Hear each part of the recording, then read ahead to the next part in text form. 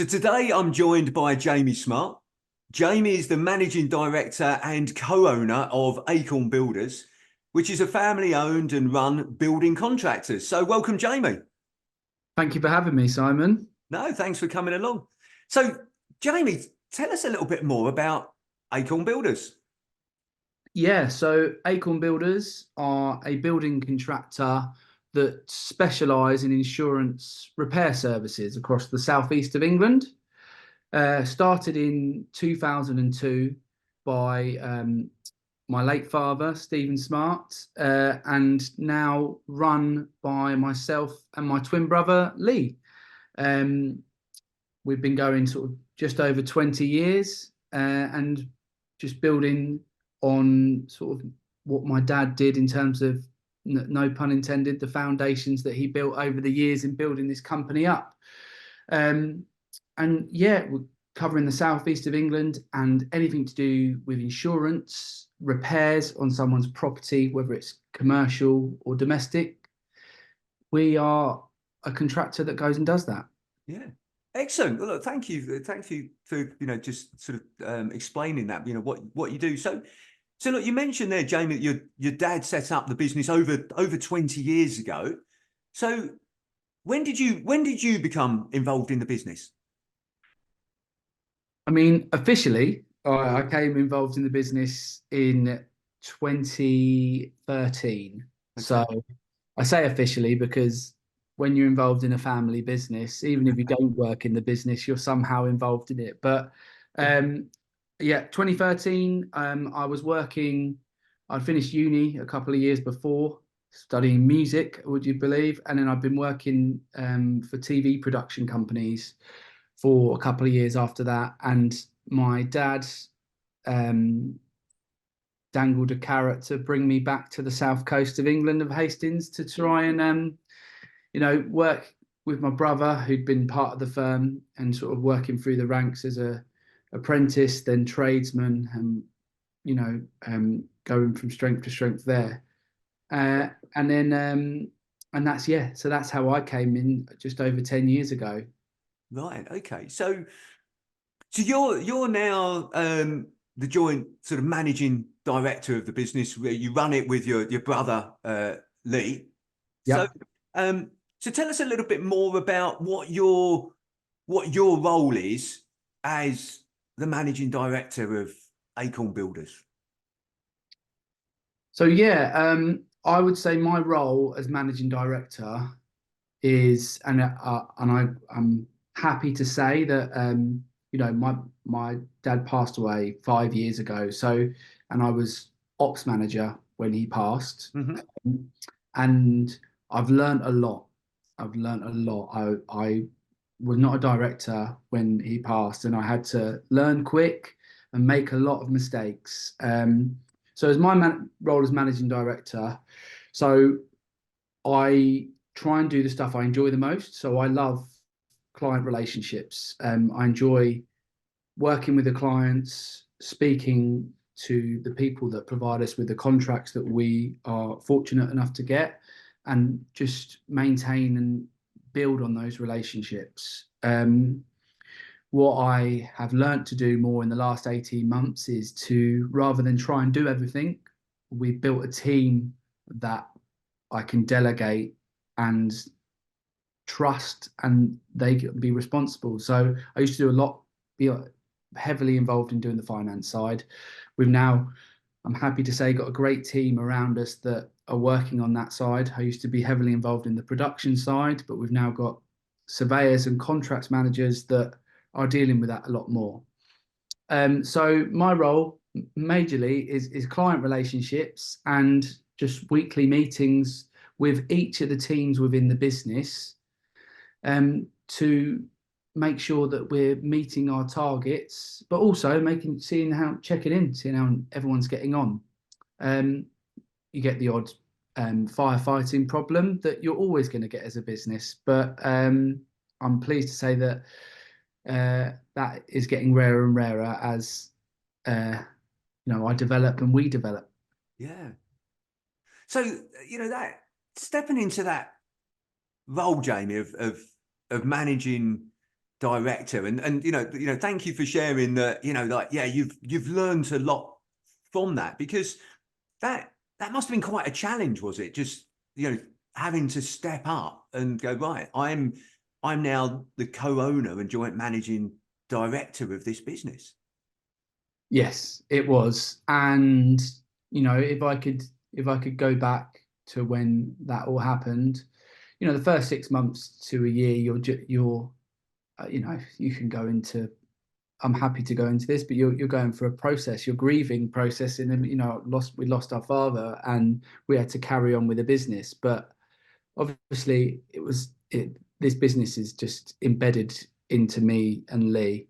And we not to get too cheesy or anything, but we wanted to do it justice, make him proud. So um yeah, it's been crazy, really. If I could go back, like to the question, and go back 5 years, I would have made sure I didn't try and do everything, and I would have looked at professional and personal development as opposed to just trying to go and do things all the time. Interesting. Okay, that's, yeah, no, look. And it's interesting, isn't it, when we've got that ability to look back and say, what would we have done differently, and to say, okay, but you are where you are. You've got to where you are through your approach, through your tenacity, through your and I like what you sort of said earlier about, I picked up a couple of things there, but you do what you love, which is great, because generally, if you're doing the things that you love, they're the things you're good at. Yeah, So you're focusing on things that you love and that you're good at. You built a team, so you've built a team around you, to and you mentioned in particular finance and that, so you've got those people, and then you mentioned, but not just any team, a team that you trust and that you can delegate to as well. So what is it that you look for in team members? it's a really good question. I look in team members. So initially, sort of when you meet someone, I know it's sort of but you can really tell a lot from someone by a telephone conversation, a video meeting, and then a in-person interview. I truly believe when you're doing the recruiting process, do as many of those as you can. Get to know that person. Trust your instincts of that good feeling about them. If you've got that and you think, yeah, this is a good fit, that's the basis of what's going to work. And then you go and look at their skill set, what they can bring to the table, where they want to go as an individual, what do they want to be, where do they see themselves in 5 years. So, hmm. so, so you've picked up on something there that I think is really important when employing a team member, which is to focus on attitude as well as aptitude. Yes. So attitude being the person, what your gut feel about them, who they are, where they want to go, what they want to achieve, their likes, their dislikes, etc. And then you mentioned as well in that, but also their skills as well. So it's getting the balance of both of those things. So yeah, I think I like what you sort of said there, Jamie. So look, I want to go back a bit here, because you said, you became sort of, you took over the business, you became joint managing director about 5 years ago. And you said it was challenging, and, if you could, you do things slightly differently. But that being said, Jamie, your business has gone from strength to strength, from what I can see, because you've grown significantly over those last 5 years, haven't you?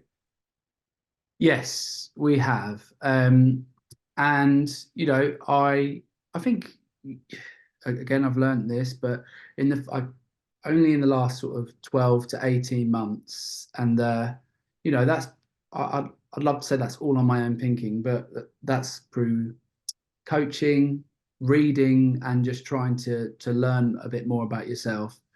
Um, I my idea, or I define success as growth. Okay. So the first 3 years, I I thought I was succeeding if I was meeting the clients, agreeing more contracts, increasing the work and the turnover there. Yeah. Yes, if from in 5 years we've tripled our turnover. Mm. So which is in terms of growth, you look at that, it's massive. But 3.5 years, so 3 years down from that growth, we probably, so 2 years ago we just over doubled our turnover, but we hadn't brought in the systems, the team members, or the processes to handle that.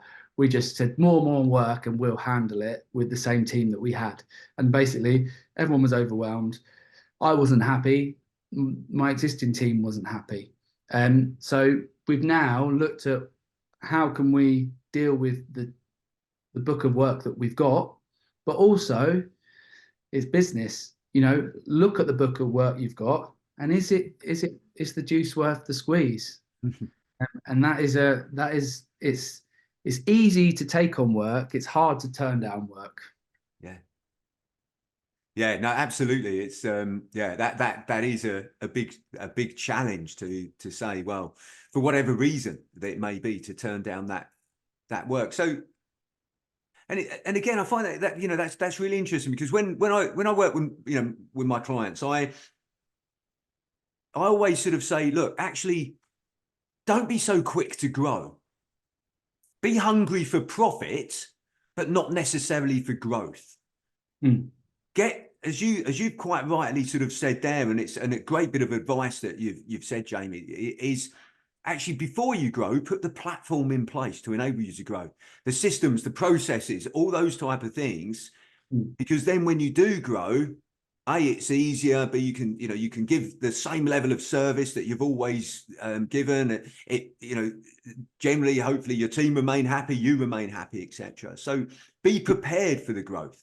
Now that isn't, and I'm distinguishing there between growth and profitability. They are different things. Hopefully with growth comes increased profitability, but not always. So to give us an idea, Jamie, what's the size of your team now, roughly? Yeah, so obviously you got myself and my brother Lee, who are directors, and then sort of level two of that, we've got head of finance and ops, HR, head of accounts, and we are just in the process of looking at how we structure our surveying side and contracts management side. Okay. So there you've got level two, and then you've got 5 surveyors, 2 contracts managers, and then a warehouse manager, 2 admins / office manager. It sort of incorporates it into both, and then we've got an accounts assistant. So, and then under that you've got, our book of trades. So it's quite it's a monster that I've created, as my brother likes to say, but we've created it. But it goes back to how you control that monster, isn't it? Yeah, so let's put that into perspective before we delve into that in a little bit. So how does that compare to, let's say, 5 years ago? Okay. What would that have looked So, like 5 years ago? um, so 5 years ago, that would have been, so me and my brother, uh, 3 surveyors, 2 admin, 1 accounts. So, and yeah, so we've probably tripled in terms of our staff below the line, I guess. Yeah. Mm.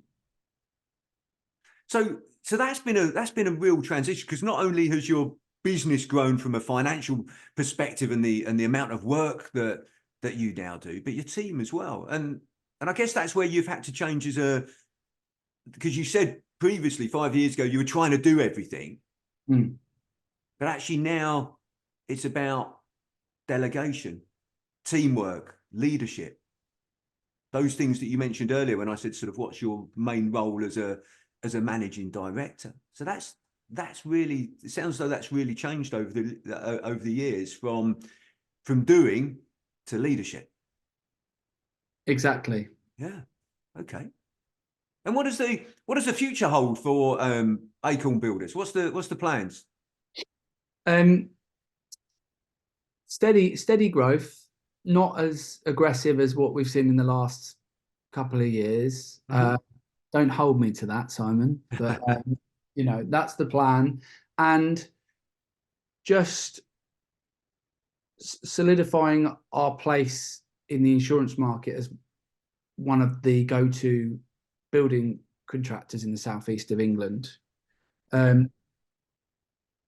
We are really set on trying to get the happiest and most productive workforce that we can. That is our biggest goal. If I could define that, if I could have a team that's happy, but they know exactly what they're doing, and we know exactly what they're doing, isn't that a dream? Yeah. Because if you've got that happy team, what's the benefits of having a happy team, Jamie? What do you see as the benefits of that? We have a happy team, they're going to want to work for you. Yeah. And they're going to want to work, they're going to enjoy working themselves. Yeah. And I truly believe that's, it's going to spread throughout the business, and it's going to spread into the customers that we work for, the clients that we work for, the suppliers that we use, the the specialist subcontractors that we sometimes have to work in collaboration with, and that's a good place to be for all of us. We all have a job to do, and but it's nice when we all enjoy it. Yeah, I always say, Jamie, so if you've got a happy owner of the business, then generally you've got happy managers. If you've got happy managers, you've got a happy team. If you've got a happy team, you've generally got happy clients. Yeah, that's how it works. It comes, it comes from the top. If everybody's happy, and that has an impact on happy clients, repeat business, referrals, for, more business, etc. So I like that. I like that. Yeah, that your aspirations is to have a happy team. So Jamie, what in terms of this, there's one question that I always like to ask people that I interview. And this wasn't that long ago for you, but what's the best advice that you would give an 18-year-old you? best advice that I'd give an 18-year-old me. Yeah. So that is a good question, Simon. I just got to think about that a second. It's okay. Take a moment. I look back to when I went to uni and what did that side, and I actually wish that in hindsight, I know it seems crazy at 18, but understood what personal development and professional development could have done. I was doing a degree, doing a course, but there's so much you could do as a person alongside that. And that's not necessarily just courses, but experiences, and things like that. So that's probably the best advice that I would give is, take more time to consider. And it's hard when you're 18. You think you've got you have got your whole world ahead of you. What do you need to plan? But yeah, I'd say have a loose plan, even if there's no plan at the end. But just that's my advice. Yeah, I'm gonna pass that on to my 18-year-old daughter, Jamie. So I think that's great. That's great advice to have have a plan. And I get what you mean there. Have a plan, even if there's no plan at the end of it. It's good. You know, Yeah. you've got to, you may not know where ultimately you want to go or what you want to end up doing, but just have a plan about how you're going to progress, how you're going to move forward. Mm. And then just see where that leads you. So yeah, I like that. So, and what, if you don't mind me asking, Jamie, what would you say that are some of the common misconceptions about running a business?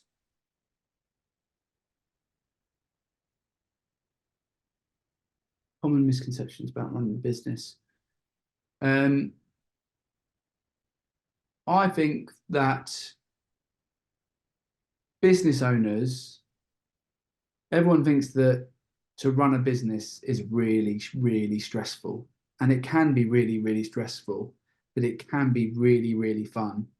And it's great. And I truly believe there should be more people starting up businesses, because people that set up businesses or take on businesses, they become great people in society, don't they? Like, because people that do that, have a tried and tested system. They test and measure, shall we say, and they fail along the way, but they learn so much. And can you imagine if every single person tried to set up a business? Then obviously so many businesses make it and don't make it, but you learn a lot, don't you? Uh, You learn an awful lot. You're absolutely right. And they'd make better employees for other businesses. yes, yeah, because they understand how to, you know, how a business works. Mm, Because, you know, I like my background is you know, is I spent a lot of time in corporate. And the thing with corporate is you don't learn to do it yourself. You know, you don't learn. You've got, you know, you're surrounded by all these people that do other things for you. mm. When you start out a business, that generally doesn't happen. You've got to learn to do the things yourself. So I think, yeah, learning to run a business gives you a lot of life skills. And I won't go into it here, but I've got a philosophy that I feel that in schools there should be a lot more education on actually how to become a business owner. But yeah, I think that's good. I like what you said there, Jamie, about it can be stressful, but it can be fun. Mm. And I absolutely agree with that. You know, being in business, it doesn't need to be stressful. Yeah. We make it stressful because we don't necessarily have the things that you mentioned earlier, processes, systems, those sort of things. That's what makes it stressful. But actually, if we've got a model in place to run a business, that can make it really good fun. Really good. And move further more to that, you don't know how to you don't know how to do that. You have to learn to do Mm. that. So you have to accept help, you know, invest in help, whether that's, self reading, development, or what else. But otherwise, you'll never learn. Yeah. Yeah. Yeah. I think this is it. You know, it's like anything, isn't it? You know, you've got to learn to be an electrician, learn to be a plumber, learn to cut hair. You've got to learn to be a business owner. Mm. That's, you know, it's a role, so you've got to learn to do it. Well, look, Jamie, I've really enjoyed speaking to you and finding out a bit more about, you know, you and about your journey. So thank you very much for sharing that with us. Thank you for having me, Simon. Great. Thanks a lot, Jamie. All right. Cheers.